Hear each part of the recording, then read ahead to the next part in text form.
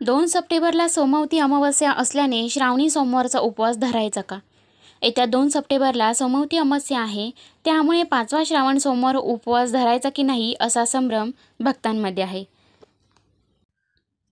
हिंदू धर्मात श्रावण महिन्याला विशेष महत्त्व आहे. या महिन्यात श्रावण सोमवार आणि श्रावण शनिवारचा उपवास केला जातो. आज जन्माष्टमीला श्रावण सोमवार आलाय, त्यामुळे दुहेरी व्रताने भक्ती आनंदी आहेत.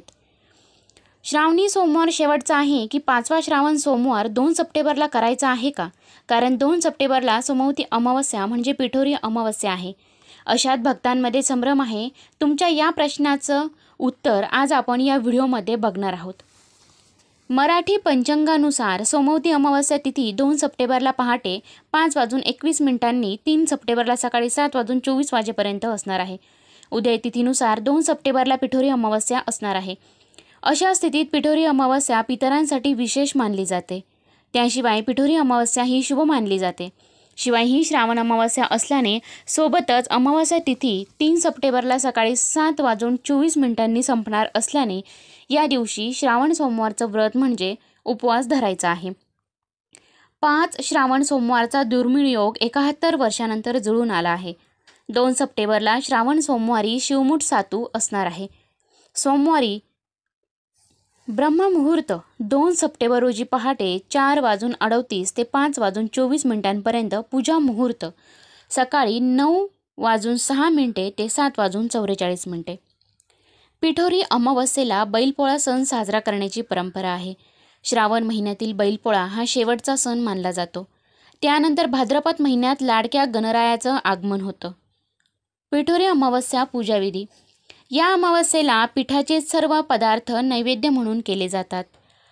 त्यामुळेच याला पिठोरी अमावस्या असं म्हणतात. या दिवशी मातृदिन साजरा केला जातो.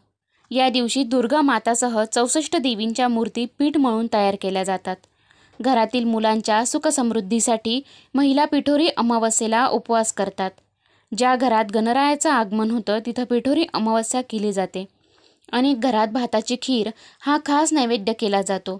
याशिवाय अमावस्येला पितृदोषापासून मुक्तीसाठी उपाय केले जातात.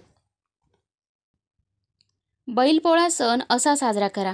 महाराष्ट्रातील ग्रामीण भागात पोळा हा सण मोठ्या उत्साहात केला जातो. सकाळी उठून घरातील बैलांना नदीवर नेऊन त्यांना उटणे लावून त्यांची अंघोळ घालून विविध वस्त्रांनी आणि दागिन्यांनी सजवलं जातं. घरातील स्त्री त्या बैलाची पूजा करतात आणि पुरणपोळीचा नैवेद्य बैलांना दिला जातो. ज्या घरात बैल नसतात ते लोक मातीचे बैल बनवतात आणि त्यांची पूजा करून कृतज्ञता व्यक्त करतात. सोमवती अमावस्या पितृदोष दूर करण्यासाठी करा हे 5 उपाय. जीवनातील सर्व अडचणी होतील दूर. मान्यता अशी आहे की जीवनात जर काही अडचणी येत असतील तर सोमवती अमावस्येला पितरांची नाराजी दूर करून त्यांना प्रसन्न करण्यासाठी काही उपाय करू शकता.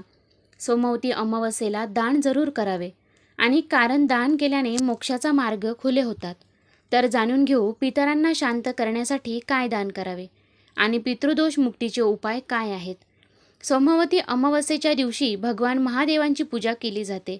तसेच सोमवती अमावस्येला पितरांना शांत करण्यासाठी उपाय केले जातात. मान्यता अशी आहे की तुम्ही जर सोमवती अमावस्येच्या दिवशी पितरांना शांत करण्याचे उपाय केले तर तुम्हाला पितरांचे आशीर्वाद मिळतात आणि तुमची जीवनात प्रगती होते. जीवनात कोणत्याही पशुपक्ष्याला त्रास देऊ नका. एखाद्या असहाय जीवाला त्रास दिल्याने राहूचा प्रकोप वाढतो. विशेष करून सोमवती अमावस्येला तुम्ही कावळा, कुत्रा, गाय, म्हैस अशा कोणत्याही जीवाचा अवमान करू नका. अमावस्येच्या दिवशी पशुपक्ष्यांच्या खाण्याची आणि पाण्याची व्यवस्था अवश्य करा. यामुळे पितर प्रसन्न होतील. सोमवती अमावस्येला काळ्या तिळाचे दान अवश्य करा. त्यामुळे पितृदोष दूर होतो आणि तुमच्यावर कृपा राहते. त्यामुळे तुम्ही जीवनात प्रगती करता. तुम्ही काळे तीळ मंदिरातही दान करू शकता. सोमवती अमावस्येला तुम्ही भगवान शिव आणि पार्वतीची पूजा अवश्य करावी. यामुळे तुमच्यावर शिवकृपा राहील. या दिवशी भगवान शिव आणि पार्वतीला तुळस, कुंकू, शंख, नारळ आणि केतकीची फुले अवश्य अर्पण करावीत. सोमवती अमावस्येच्या दिवशी तुम्ही दूध आणि तांदळाचे दान अवश्य करा. त्यामुळे तुम्हाला आर्थिक त्रासातून मुक्ती मिळेल. काही कारणाने जर पितृ तुमच्यावर नाराज असतील तर त्यांची नाराजी दूर होईल. हिंदू धर्मात पिंडदानाला फार महत्त्व आहे. काही कारणांनी जर तुम्ही पितरांचे पिंडदान केले नसेल तर सोमवती अमावस्येला पिंडदान अवश्य करावे. त्यामुळे पितरांची अतृप्त आत्मा संतुष्ट होतील. तर मित्रांनो, व्हिडिओ आवडला असेल तर लाईक करा, शेअर करा आणि जर तुम्ही पण पितरांची काही सेवा तुमची अधुरी राहिलेली असेल तर सोमवती अमावस्येला म्हणजेच 2 सप्टेंबरला तुम्ही या गोष्टी करू शकता. जर काही प्रश्न असेल तर कमेंटद्वारे नक्की विचारा आणि चॅनलवरती जर नवीन असाल तर चॅनलला सबस्क्राईब करायला विसरू नका.